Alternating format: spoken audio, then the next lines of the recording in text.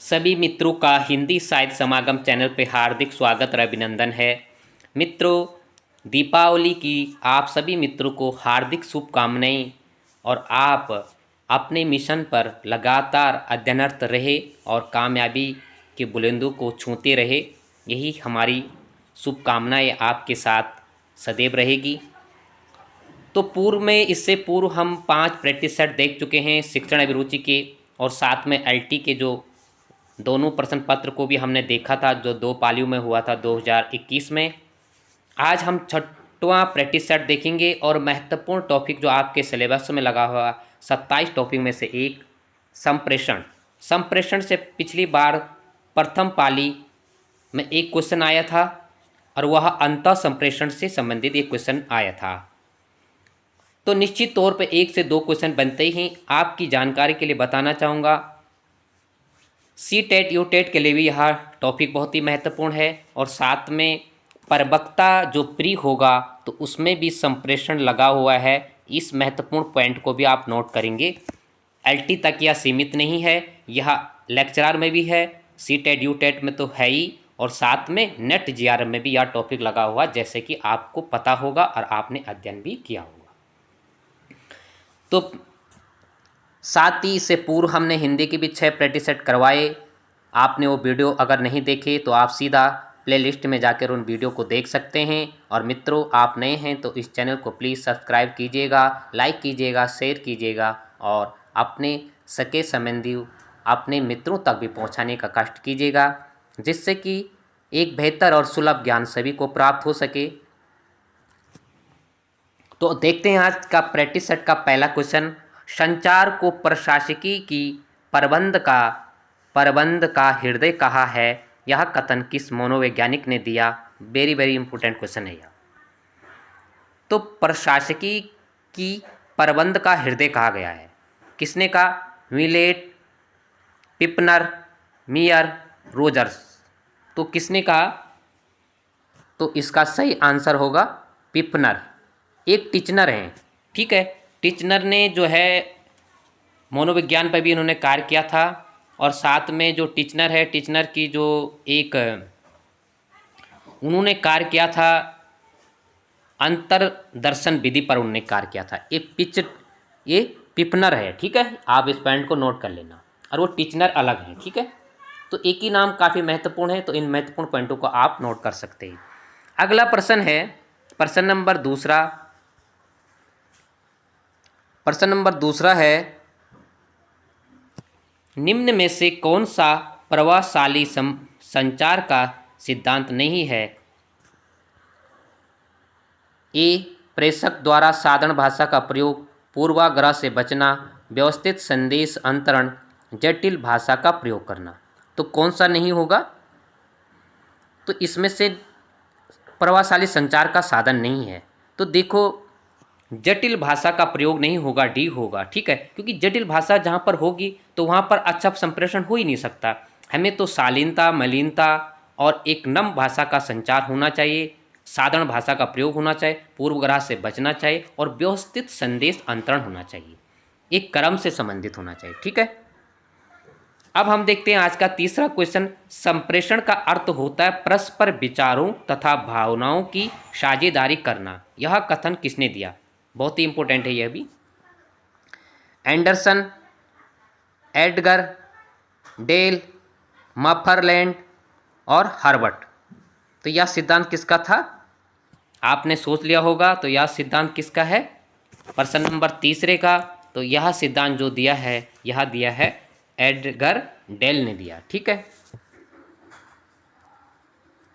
चौथा प्रश्न है, संप्रेषण की प्रकृति नहीं है। संप्रेषण की प्रकृति क्या है?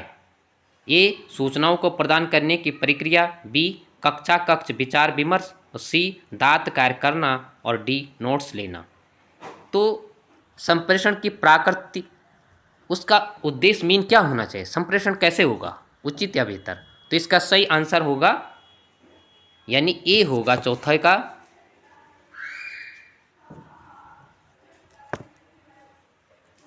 और इसका होगा सूचनाएं प्रदान करने की प्रक्रिया होगा, ठीक है।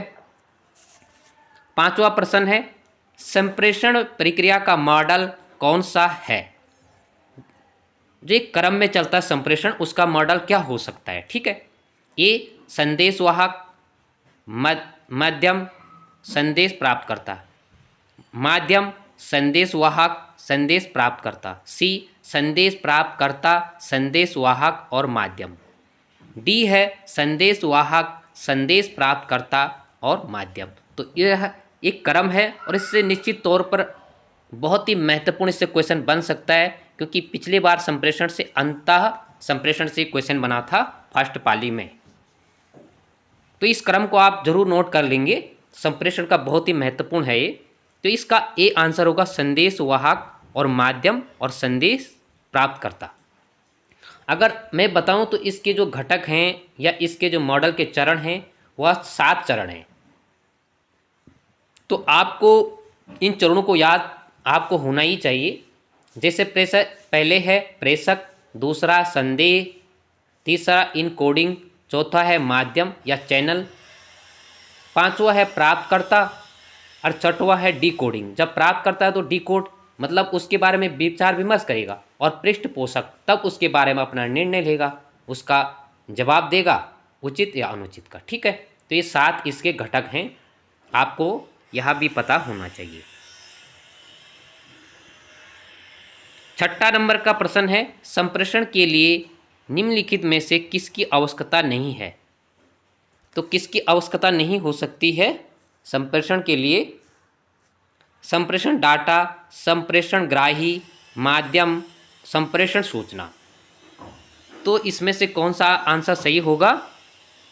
आवश्यकता नहीं है, नहीं है या है में आपको अंतर स्पष्ट करना है पहले क्वेश्चन में, कहीं पर भी अगर एग्जाम होता है तो इसका डी होगा, संप्रेषण सूचना नहीं होगा। ठीक है, संप्रेषण सूचना तो खुद ही एक सूचना है, यह संप्रेषण के लिए किसी आवश्यकता से नहीं है, क्योंकि संप्रेषण ही सूचना का माध्यम तो संप्रेषण है।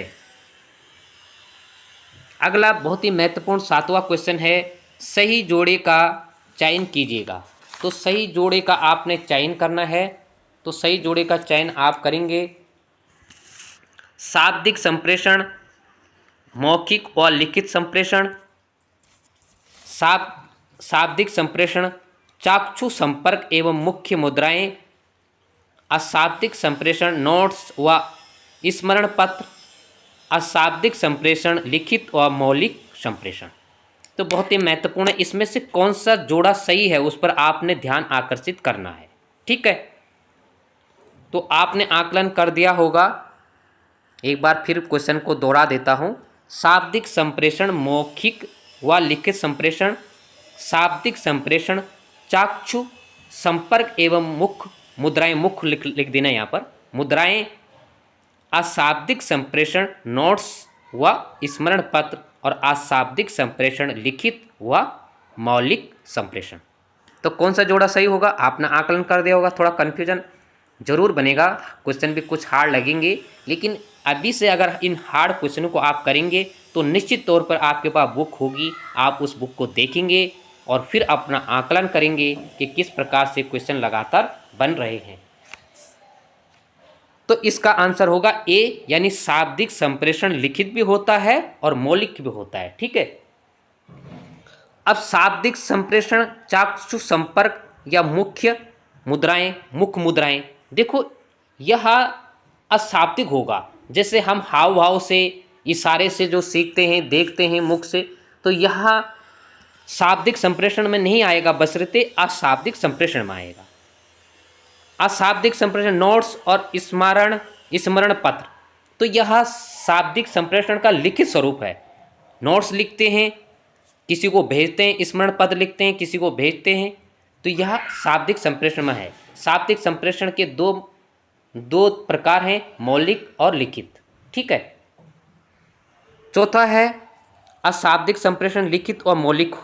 तो अशाब्दिक लिखित और मौलिक नहीं होता, बशर्ते शाब्दिक संप्रेषण लिखित और मौलिक होता है। ठीक है, यह महत्वपूर्ण पॉइंट आपने नोट करने हैं।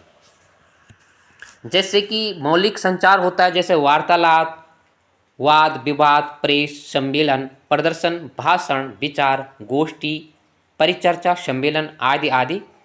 ठीक है, लिखित संप्रेषण की बात करें तो लिखित कैसे होता है, जैसे नोट्स, पत्र लिखना, टेलीग्राम के माध्यम से, रिपोर्ट, प्रस्ताव, शपथ पत्र, शिकायत पत्र, नियुक्ति पत्र, पदोन्नति पत्र और अन्य आदि आदि जो हैं यह अशाब्दिक के हैं, जबकि अशाब्दिक के हैं। और अशाब्दिक का क्या होता है?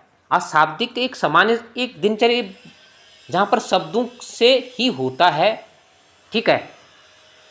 जैसे शारीरिक हाव भाव हो गया, स्पर्श हो गया, मुख्य अभिव्यक्ति हो गई, शारीरिक भाषा हो गया, मुद्राएं हो गई, अभिव्यक्ति हो गया, ठीक है। इस प्रकार की जो गतिविधियां होती है यह अशाब्दिक संप्रेषण में होती है, ठीक है। देखो, अशाब्दिक संप्रेषण तात्पर्य सामान्यतः शब्द रहित संदेशों को भेजने एवं प्राप्त करने की संप्रेषण प्रक्रिया से है, ठीक है। शब्दों में ऐसा संप्रेषण जिसमें शब्दों का प्रयोग नहीं होता है,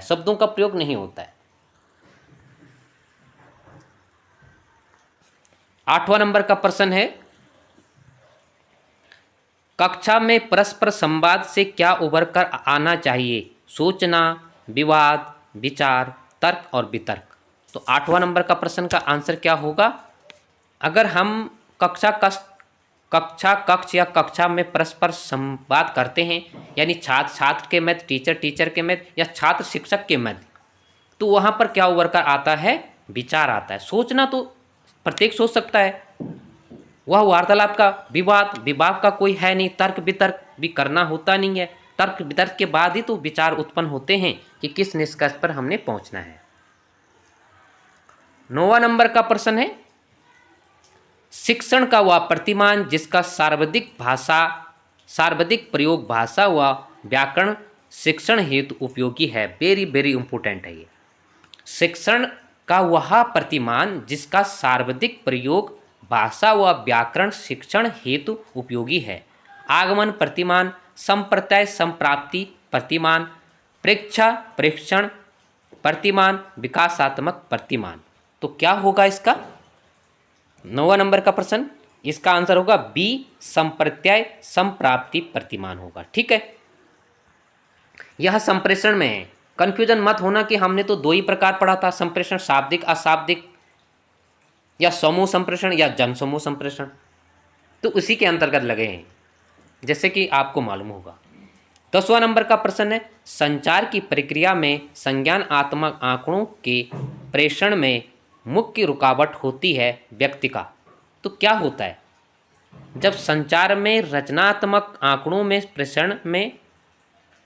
प्रेषण में रुकावट होती है तो व्यक्ति का क्या होता है? व्यक्तित्व, कूटबद्ध करना, सामाजिक दर्जा या अपेक्षा। तो अपेक्षा भी नहीं हुआ, व्यक्तित्व तो व्यक्ति का दूसरी चीज होगी, सामाजिक दर्जा भी नहीं कह सकते। तो इसका आंसर होगा 10वां का बी, यानी कूटबद्ध करना, ठीक है। 11 नंबर का प्रश्न है, निम्नलिखित में से कौन सा कारक कक्षा कक्ष की शाब्दिक संप्रेषण में बाधा डालता है? तो कौन सा ऐसा कारक है जो कक्षा कक्ष में बाधा डालता है? वाणी की सरलता, छात्रों की सतर्कता, उच्चारण की अनभिज्ञता, तात्कालिक पृष्ठपोषण। तो इसका क्या होगा? उच्चारण की अनभिज्ञता, क्योंकि उच्चारण की अभिज्ञता होनी चाहिए, ना कि अनभिज्ञता होनी चाहिए, ठीक है। तो उच्चारण की अनभिज्ञता होगी तो कक्षा कक्ष में संवाद या संप्रेषण कैसे हो सकता है? वो तो गलत हो जाएगा। वाणी में सरलता होनी चाहिए, छात्रों की, सबसे पहले कोई भी कार्य करते तो व्यक्ति या छात्र या संप्रेषणकर्ता में हाव भाव या सतर्कता होनी चाहिए, ठीक है। 12वां नंबर का प्रश्न है, लघु पदों का सिद्धांत का संबंध है। लघु पदों के सिद्धांत का सिद्धांत है, ठीक है। रेखाई, अभिक्रमित, शाखी, अभिक्रमित, आरोह, अभिक्रमित और उपयुक्त सभी। तो लघु पदों का सिद्धांत कौन सा है? तो इसका सही आंसर क्या होगा 12 का? ये होगा रेखी अभिक्रमित। अब देखो 3 प्रकार के थे, ठीक है ना। आपने देखा होगा कि जो अभिक्रमित अनुदेशन था उसके 3 प्रकार थे, ठीक है। और उन तीन प्रकार में से पिछले बार जो क्वेश्चन बना था तो इस 2 महत्वपूर्ण क्वेश्चन बने थे। रेखीय अभिकर्मित और शाकीय अभिकर्मित। ठीक है, जो रेखीय अभिकर्मित है जिसे बाह्य अभिकर्मित भी कहा जाता है, या सिद्धांत जो है स्किनर ने दिया, इस पॉइंट को नोट कर लेना। और जो शाखीय अभिकर्मित है या आंतरिक है, जो रेखीय है पहले वाला वह बाह्य है, और जो शाखीय है वह आंतरिक है। ठीक है, तो शाखीय किसने दिया था? नॉर्मन क्राउडर ने दिया था, जबकि रेखीय किसने दिया था? स्किनर ने दिया था। और अभिकर्मित ये अलग अलग नाम है। आरोह अभिकर्मित किसने दिया था? गिलवर्ड ने दिया था। ठीक है, और चौथा एक संप्रेषण और है जिसको हम कंप्यूटर आधारित कहते हैं, CAI, जिसको लॉरेंस स्टारलोरो ने दिया था। ठीक है, अब इन चारों का मिश्रण हम करें तो एक ही नाम उभर कर आता है कि अभिकर्मित अनुदेशन। इसी के अंतर्गत क्या क्या है? रेखीय, शाकीय, आरोही और CA यानी कंप्यूटर आधारित। लेकिन आ जाएगा कि अभिकर्मित अनुदेशन के जनक तो स्किनर है। ठीक है, और अलग अलग नाम बाकी रेखीय, शाकीय, आरोही। ठीक है, तो जो लघु पदों का सिद्धांत में किसका था? तो यह सिद्धांत रेखीय में है। ठीक है, और स्किनर को जनक भी कहा जाता है। जो शाकीय अभिकर्मित है उच्च कक्षा के लिए यह उपयोगी है। इस महत्वपूर्ण पॉइंट को आप नोट कर लेंगे। पिछले बार LT में दोनों से क्वेश्चन बना था, दोनों पाली में बना था, तो ये भी अभिकर्मित मतलब प्रेषण या संप्रेषण ही तो है। 13 नंबर का प्रश्न है, भारत में शैक्षिक दूरदर्शन प्रारंभ हुआ। बहुत ही महत्वपूर्ण क्वेश्चन है। अक्टूबर 1961, अगस्त 1984, नवंबर 1962 और इसमें से कोई नहीं। तो कब हुआ था? कब हुआ था? तो आपने नोट कर लिया होगा कि जो दूरदर्शन है, तो दूरदर्शन कब हुआ था? तो दूरदर्शन हुआ था, यह बी आंसर होगा, अगस्त 1984। अब हमने परसों पढ़ा था, परसों हमने मनोहर श्याम जोशी के बारे में पढ़ा था ना। और 1984 में एक पहला जो सीरियल था, भारतवर्ष का पहला सीरियल जो प्रकाशित हुआ था वह कौन सा था? अभी हमने परसों आपने पढ़ा होगा कि भारतवर्ष का जो पहला सीरियल था वह कब प्रकाशित हुआ था? वह भी 7 जुलाई 1984 को प्रयोजित हुआ था, हम लोग। ठीक है, जो टीवी में आप सीरियल देखते हैं ना, हम लोग 1984 में, वह भी 1984 में भारत का प्रथम प्रयोजित सीरियल हम लोग जो है 1984 में ही प्रारंभ हुआ था। ठीक है, तो एक क्वेश्चन को दूसरे क्वेश्चन से आप मिला के देख सकते हैं। 14 नंबर का प्रश्न है, यह अधिगम तथा मूल्यांकन को जोड़ता है, यह स्व अधिगम तथा स्व मूल्यांकन का प्रकार है अथवा इसके द्वारा सीखना है। तो यह सीखना क्या है? मनोवैज्ञानिक, शैक्षिक, सामाजिक या व्यक्तिगत। तो 14 का आंसर क्या होगा? तो यह होगा इसका आंसर डी, यानी व्यक्तिगत होगा। ठीक है, जो मूल्यांकन अपना करना, अधिगम से सीखना, स्वयं करना, स्व अधिगम और स्वयं अपना आकलन करना। ठीक है, तो व्यक्तिगत होगा। ठीक है, महत्वपूर्ण प्रश्न है 15 नंबर का, दिशा के आधार पर एक संगठन का औपचारिक संप्रेषण का प्रकार नहीं है। दिशा के आधार पर जो संगठन के प्रकार हैं उसमें औपचारिक संप्रेषण का प्रकार नहीं है। ऊर्ध्व एवं लंबवत, क्षैतिज या पार्श्व, आरेखीय संप्रेषण और सकारात्मक संप्रेषण। तो कौन सा नहीं होगा इसमें? इसमें कौन सा उदाहरण है? कौन सा संप्रेषण का प्रकार नहीं है? यह देखो, अधिगम स्थानांतरण की बात नहीं हो रही है। अधिगम स्थानांतरण जो है उसमें भी ऊर्ध्व है, उसमें भी लंबवत है, लेकिन आप यहाँ पर कंफ्यूजन नहीं होंगे, इसका आंसर होगा डी, सकारात्मक संप्रेषण। ठीक है, जो संगठन के आधार पर औपचारिक संप्रेषण है जो, तो उसकी दिशा के आधार पर संप्रेषण को तीन, संगठन औपचारिक संप्रेषण के अंतर्गत दिशा के आधार पर संगठन में 3 प्रकार हैं संप्रेषण के। महत्वपूर्ण क्वेश्चन है। पहला है ऊर्ध्व या लंबवत। अब देखो, ऊर्ध्व और लंबवत में 2 प्रकार हैं। ठीक है। एक है अवरोही जो ऊपर से नीचे की तरफ बढ़ता है, जैसे कि अधिकारियों से उच्च अधिकारियों से क्या होता है, जैसे उच्च अधिकारियों से कहाँ पहुँचता है, अधीनस्थ अधिकारियों एवं कर्मचारियों को दिया जाता है उच्च अधिकारियों से, तो इसको क्या कहते हैं, आरोही संप्रेषण।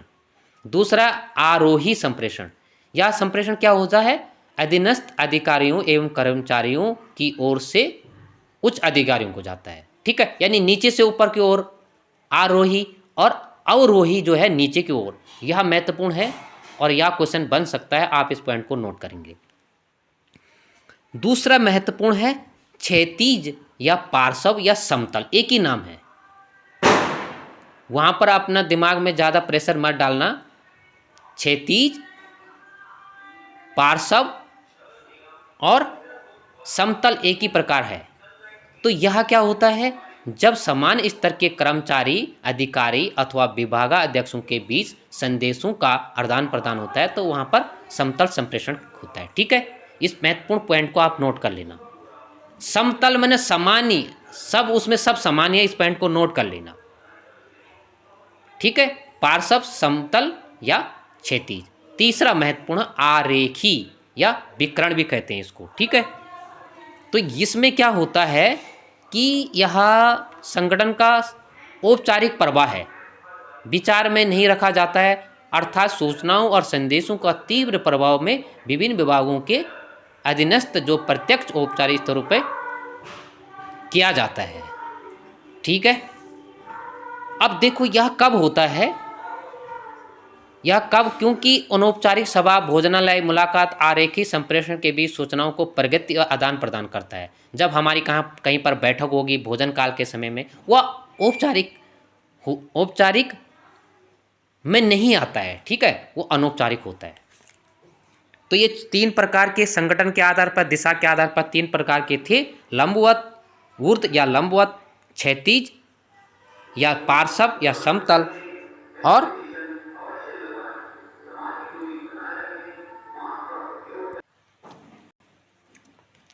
तो दिशा के आधार पर हमने बताया था, और दिशा या संगठन के आधार पर तीन प्रकार का जो है संप्रेषण होता है, ठीक है। ऊर्ध्व या लंबवत, क्षैतिज या पार्श्व या समतल, और आरेखी या विकर्ण संप्रेषण, ठीक है।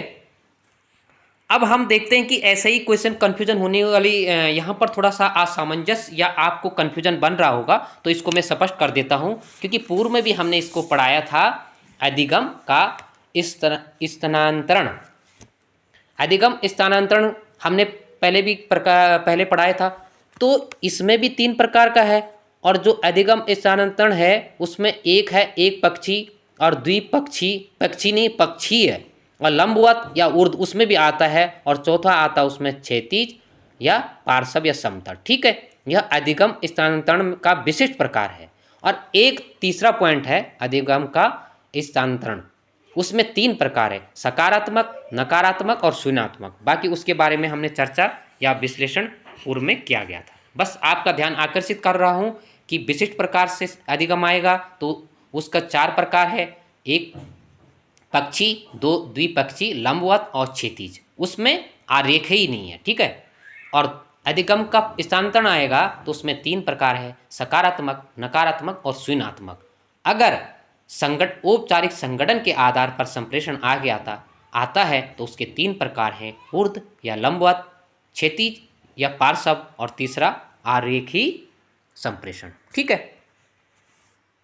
अगला हम 16 नंबर का प्रश्न देखते हैं कि प्रत्यक्ष व्यक्तिगत वार्तालाप, बैठकें, गोष्ठियां, विभागीय सूचना, पत्राचार किस अनौपचारिक संप्रेषण के उदाहरण हैं। या अनौपचारिक जैसे गोष्ठी करना, वार्तालाप करना, विभागीय सूचना करना, ठीक है। समतल संप्रेषण, लंबवत संप्रेषण, आरेखीय संप्रेषण या आरोही संप्रेषण। तो यह किसका है, 16 नंबर का प्रश्न है। तो यह किस प्रकार का उदाहरण है, तो इसका है समतल या क्षैतिज पार्श्व का उदाहरण है, ठीक है। क्योंकि जब हम मुख्य या प्रत्यक्ष रूप से व्यक्तिगत वार्ता, बैठकें, गोष्ठियां करती हैं, क्योंकि समान होते हैं उसमें, वहां पर एक व्यक्ति को महत्व नहीं दिया जाता है। समतल में, ऊर्ध्व या लंबवत में दिया जाता है, एक अधिकारी दूसरे को, दूसरे तीसरे, तीसरे चौथे को, लेकिन जहाँ पर क्षैतिज या समतल समान हैं सभी, तो वहाँ पर सभी की विचारों को लिया जाता है, सभी की बातों को सुना जाता है, क्योंकि वार्तालाप का भी विषय है, वार्तालाप में भी सभी व्यक्तियों की बातों को सुना जाता है, गोष्ठी, ठीक है। तो वहाँ पर यहाँ पर कौन सा आंसर इसका सही होगा? समतल संप्रेषण होगा। अगला हम 17 नंबर का प्रश्न देखते हैं। कोई व्यक्ति किसी दूसरे व्यक्ति के बारे में मन में विचार विमर्श करने की सोचता है, या किस प्रकार का संप्रेषण है? इसी प्रकार का एक क्वेश्चन बना था 2021 में। अंतर्वैयक्तिक समूह संप्रेषण, जन समूह संप्रेषण। तो यह किस प्रकार का संप्रेषण होगा? तो यह जो संप्रेषण होगा वह होगा अंतर्वैयक्तिक। देखो, कोई व्यक्ति या स्वयं आप दूसरे व्यक्ति के बारे में सोच रहे हैं, मन में विचार कर रहे हैं, विचार विमर्श कर रहे हैं, तो वहां पर अंतर्वैयक्तिक हो गया, ठीक है। वहां पर क्या हो गया? अंतर्वैयक्तिक यानी इंट्रापर्सनल कम्युनिकेशन। अगर मैं दूसरे व्यक्ति से, देखो यहां पर क्वेश्चन को घुमाया गया है, थोड़ा सा विस्तार दिया गया है, जिसको बोलते हैं रचनात्मक, ठीक है, एक तार्किक स्तर बनाया गया है। मैं किसी दूसरे व्यक्ति के साथ विचार विमर्श या बात कर रहा हूं, तो वहां पर क्या हो गया? अंतर, जिसको बोलते हैं इंट्रापर्सनल कम्युनिकेशन, ठीक है। लेकिन यहां मैं मन में दूसरे के व्यक्ति के बारे में सोचूं, तो वह अंतर होगा, स्वयं होगा, जिसको इंट्रा कहेंगे। और वो क्या हो गया? या इंट्रा हो गया, और दूसरा क्या हो गया? इंटरपर्सनल कम्युनिकेशन हो गया, अंतर हो गया, ठीक है। अब समूहवाचक क्या हो गया? समूह संप्रेषण क्या हो गया? जैसे कि समूह में भी दो प्रकार के होते हैं, एक प्राथमिक होता है, जैसे कि हम अपने मित्र मंडली परिवार में अपने कुछ व्यक्तियों के साथ बैठकर करते हैं, चाहे 4 सदस्य हैं, 5 सदस्य हैं, जो भी हैं। और दूसरा समूह होता है जिसका सहयोग या परिस्थिति अनुसार होता है, जैसे ट्रेन में, बस में, जो हमारे परिचित तो नहीं होते हैं, लेकिन वहाँ पर भी किसी भी विषय पर विचार विमर्श, तर्क वितर्क की संभावना आ जाती है। जैसे ट्रेन में आप जाते हैं, बस में सफ़र करते हैं, क्रिकेट के मैदान में दर्शक, ठीक है। तो यह किस प्रकार का हो गया? समूह संप्रेषण होगा। और जन समूह क्या होता है? यह आप नोट कर लेंगे, ये 4 प्रकार के संप्रेषण व्यक्तियों के आधार पर हैं। सहभागी व्यक्तियों के आधार पर संप्रेषण 4 प्रकार का होगा: अंतर्वैयक्तिक समूह संप्रेषण, और चौथा होगा जन समूह संप्रेषण। बहुत ही महत्वपूर्ण टॉपिक है, एक बार आप वीडियो देख लेना, उसके बाद आप फिर अपने बुक को देखोगे तो यहाँ से क्वेश्चन जो बनेगा आपकी पहुँच से बाहर निश्चित तौर पर नहीं होगा। जन समूह की बात मैं कह रहा था, जन समूह कैसा हो गया? जैसे समाचार पत्र, cinema, radio, television, cable, internet, web portal आदि, है ना, जहाँ पर एक से हजारों से हम बात कर रहे हैं। जैसे मैं अभी यूट्यूब पर पढ़ा रहा हूँ, तो मैंने तो पढ़ाया, लेकिन यह संचार अभी लाइव होगा तो 1 से हजारों तक यहाँ पर हो गया। तो जैसे जन समूह, ऐसे ही जन समूह जैसे गांधी, कार्ल मार्क्स, इनका भी ऐसा ही होता था, जहाँ ये जाते थे हजारों लोग इनके पास।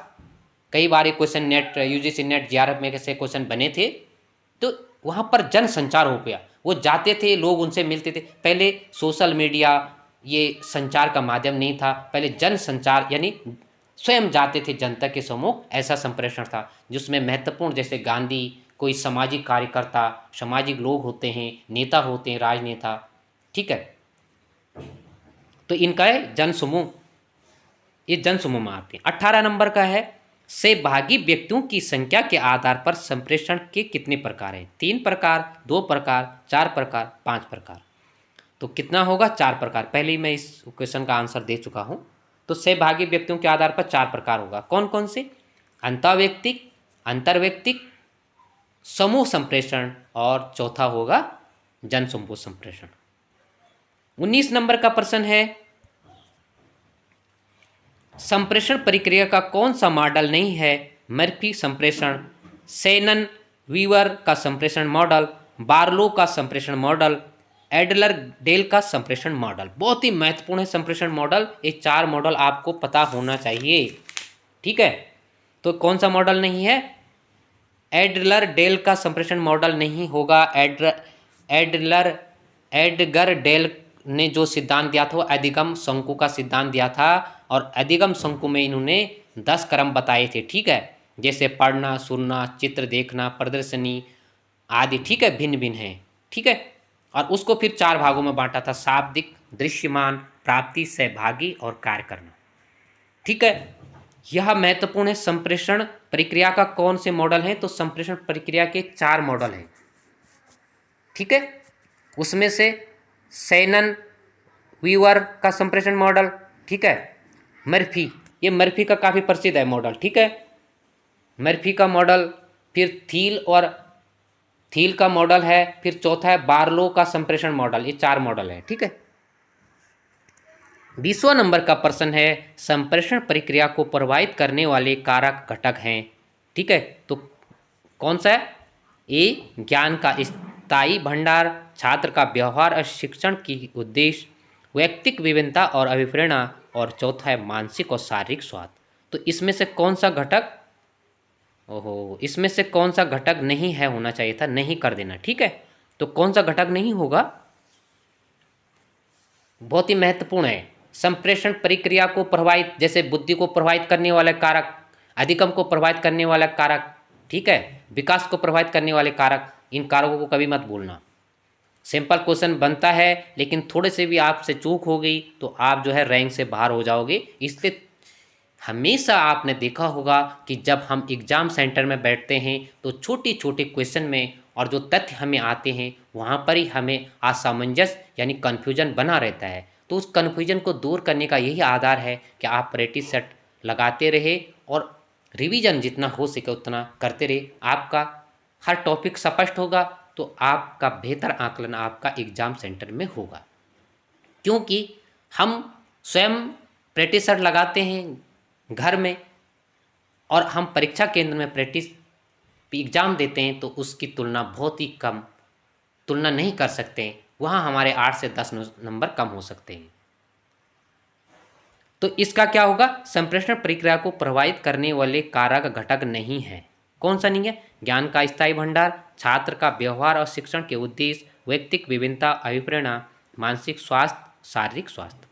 तो इसका होगा ए, यानी ज्ञान का स्थायी भंडार। भाई ज्ञान का स्थायी भंडार कैसे हो जाएगा? उस तुम्हारे पास कोई स्थायी भंडार तुम्हारे मन में है तो तुम क्या सीखोगे? ना तो उसको बाहर निकाल पाओगे, तो वो तो चलता फिरता है, स्थायी भंडार तो हो ही नहीं सकता है। छात्र का व्यवहार हो सकता है, उसकी व्यक्तिगत विभिन्नताएं हो सकती है, मानसिक स्वास्थ्य अगर अच्छा नहीं है तो अध्ययन में कैसे उसका मन लगेगा, ठीक है। 21 नंबर का प्रश्न है, 1967 में प्रकाशित हुई प्रसिद्ध पुस्तक लर्निंग थ्योरीज फॉर टीचर्स के लेखक हैं। बहुत ही महत्वपूर्ण है ये। लर्निंग थ्योरीज फॉर टीचर्स के लेखक हैं एडगर डेल, डी के बार्लो, बिग्गी व सैमुअल और रोजर एंड सोमेकर।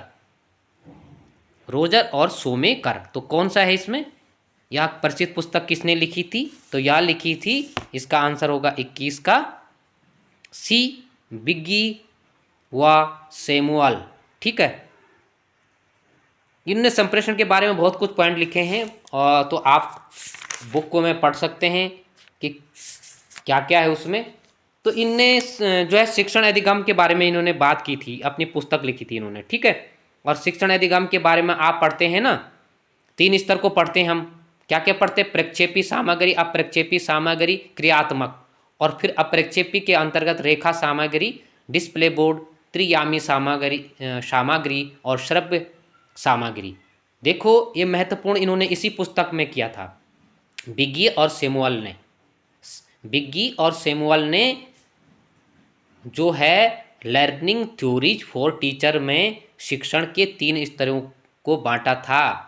क्या क्या बांटा था? शिक्षण सामग्री अधिगम की सामग्री, प्रक्षेपी, ठीक है, प्रोजेक्ट और नॉन प्रोजेक्ट एक्टिविटी, क्रियात्मक, और उसी के अंतर्गत और भी है। अप्रक्षेपी के अंतर्गत रेखाई, डिस्प्ले बोर्ड, त्रियामी और श्रव्य सामग्री। बहुत ही महत्वपूर्ण सटीक सा बनाने की कोशिश की है मैंने इस प्रश्न पत्र को, क्योंकि हर फैक्ट से मैंने क्वेश्चन बनाए हैं और स्वयं भी मैंने क्वेश्चन बनाए, ऐसे नहीं कि मैंने उठा दिए हैं, कुछ क्वेश्चन उठाए भी होंगे, लेकिन स्वयं मैंने व्याख्यात्मक पढ़कर भी क्वेश्चन बनाए। जैसे कि आप देखोगे, उसके बाद आप बुक को देखोगे, महत्वपूर्ण राजस्थान जो कि पीसीएस लेवल और प्रवक्ता अल्टी के जो प्रवक्ता के लिए भी बनाता है पेपर, तो रीट की बुक काफ़ी प्रसिद्ध मानी जाती है हायर एजुकेशन और नेट के लिए भी। तो हम देखते हैं अगला क्वेश्चन 22 नंबर का। जब एक समूह में एक व्यक्ति दूसरे व्यक्ति से बात करने को स्वतंत्र हो तो उसे ग्रिप्स वाइन संप्रेषण कहते हैं। ग्रिप वाइन प्रणाली की खोज की। तो ग्रिप वाइन संप्रेषण या ग्रिप वाइन प्रणाली की खोज किसने की? ग्रेवर ने, डेविस ने, कीथ डेविस ने, कॉर्नर ने और एच कूले ने। एक बार फिर आप क्वेश्चन को देखेंगे और तब अपना आंकड़ा लगाएंगे। जब एक समूह में एक दूसरे से बात करने को या करने की स्वतंत्रता हो तो उसे ग्रिप वाइन संप्रेषण कहते हैं। ग्रिप वाइन प्रणाली की खोज की। ग्रिप वाइन प्रणाली की खोज की संप्रेषण से संबंधित है। दिमाग को ज़्यादा दौड़ाने की कोशिश मत करना कि ये क्वेश्चन कहाँ से आ गया इस प्रकार से। और नेट में विशेष रूप से ऐसे क्वेश्चन पूछे जाते हैं और यह प्रवक्ता में भी लगा हुआ, इस पॉइंट को नोट करेंगे आप। ग्रेवर, कीथ डेविस, कॉर्नर और एच कूले। तो इसका सही आंसर होगा कीथ डेविस का। तो मित्रों, आज के लिए इतना ही। यह वीडियो आपको अच्छा लगे तो प्लीज़ इस चैनल को सब्सक्राइब कीजिएगा, अपने मित्रों तक भी पहुँचाने का कष्ट कीजिएगा। कल अवकाश रहेगा, फिर हम नेक्स्ट जो भी टॉपिक होगा महत्वपूर्ण होगा फिर हम सीरीज लेकर आएंगे।